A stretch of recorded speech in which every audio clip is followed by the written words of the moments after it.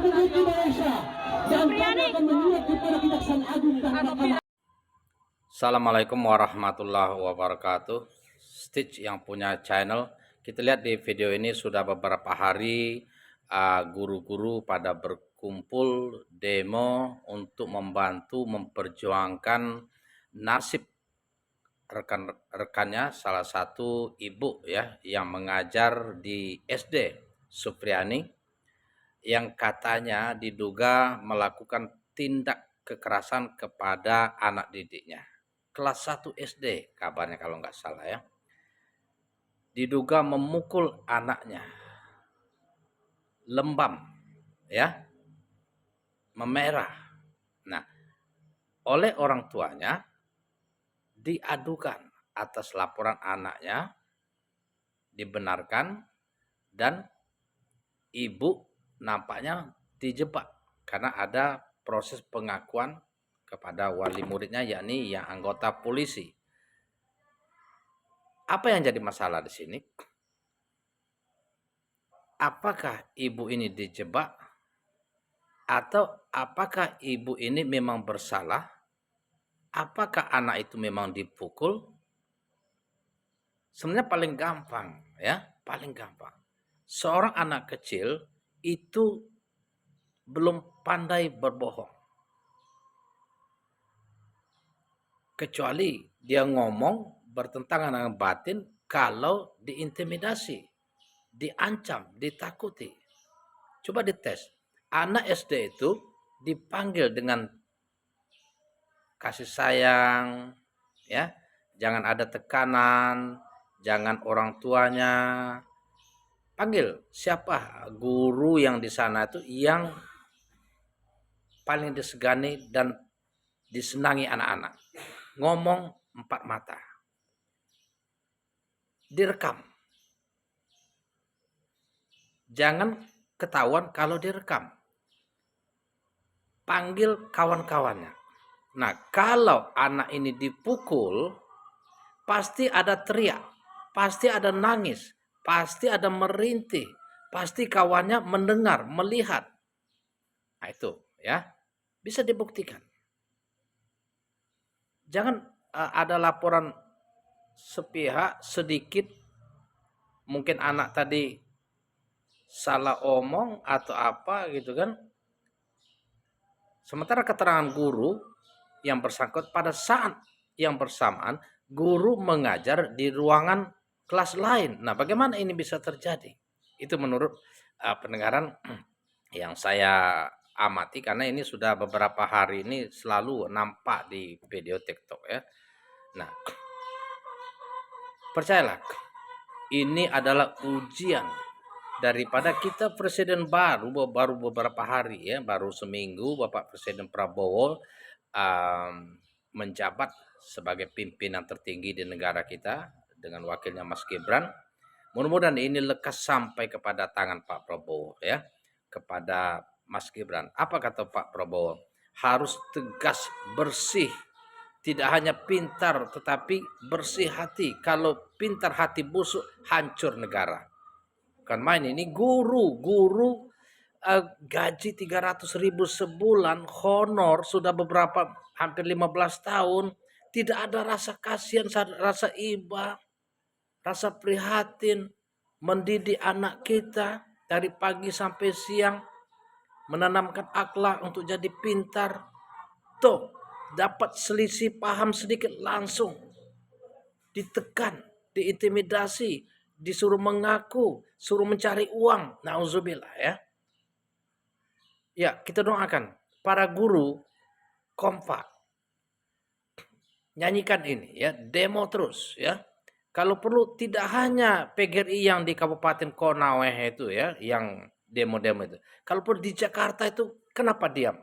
Mana katanya PGRI itu di Jakarta dekat Istana Negara itu ya. Di seluruh provinsi kalau perlu didemonkan sebelum guru itu bebas, sebelum keadilan ditegakkan, polisi yang bersangkutan itu harus diproses. Tidak hanya polisi yang bersangkutan itu, tetapi rekan-rekannya itu ya, rekan-rekannya yang main opor ya, main opor katanya minta sekian, tahu sekian, balik lagi sekian. Tentu ada ini kongkal-lengkong ini, ya, kongkal-lengkong, ya. Kapolri harus tepat turun tangan, ya. Kenapa? Ketika ada kasus yang menyangkut polisi itu berlarut-larut gitu kan, ada apa gitu kan? Percayalah, ya. Li amanatihim wa adihim ro'un. Keselamatan seorang mukmin kalaulah seseorang itu beriman kepada Allah Subhanahu wa taala, satu kriteria yang harus dijaga, yakni amanah. Tunaikanlah amanahmu ketika kamu diberi amanah. Ya, polisi diberi tugas amanah untuk mengayomi masyarakat, melindungi, menegakkan keadilan. Nah, apakah diri kita sudah adil, sudah berusaha melindungi, mengayomi masyarakat termasuk guru dan siapapun itu? Bertanya kepada diri kita sendiri. Innallaha ya'muru bil adli wal ihsan. Tegakkanlah, kata Allah, keadilan. Berlaku baiklah kepada sesama manusia. Nabi menyerukan juga, wa kholiqin nas bi khulqin hasan. Perlakukanlah manusia dengan akhlak mulia. Nah, kalau rekan kita se-Indonesia ada yang diintimidasi, ditakut-takuti, diancam, disuruh membayar sekian untuk damai. Artinya ini kan sudah tidak adil, sudah ada pemaksaan, sudah ada tindakan tidak baik. Sebagai seorang guru, saya mendukung ini harus dinyanyikan, diviralkan, sampai Pak Prabowo turun tangan. Ada apa dengan aparat polisi yang bersangkutan itu? Ya, gampang aja, uang 5 juta, 10 juta, 15, 20, naik 50, bolak-balikkan tangan, ya, menurut keterangan Bapak Kades itu, ya. Bapak Kades itu perlu, ya, sebagai saksi kunci. Ya, karena dia sudah menyatakan di publik, di TikTok itu saya lihat, ya. Ini saksi kunci, jangan berubah-ubah, supaya kita nggak terjadi lagi. Guru, ya, sama dengan orang tua kita. Yang susah cari duit kapalnya, enggak. Duit yang halal, haram, itu apa kata Pak Prabowo itu kan? Harus bersih. Harus tidak perlu GVF, kata ini kemarin Bapak Prabowo. Fokus hasil rapat. Enggak perlu rapat-rapat dulu. Kalau ada tindakan yang emergensi, apa? Nah, yang melakukan tindakan emergensi ini tentu Kapolseknya, Kapolrinya, Kapoldanya, gitu. Jangan sampai sudah melambung, sudah heboh, terjadi nanti ada yang pukul memukul, ya, ada yang luka, ada apa, cedera, maka akan memakan korban. Nabi Muhammad SAW menyeru keselamatan.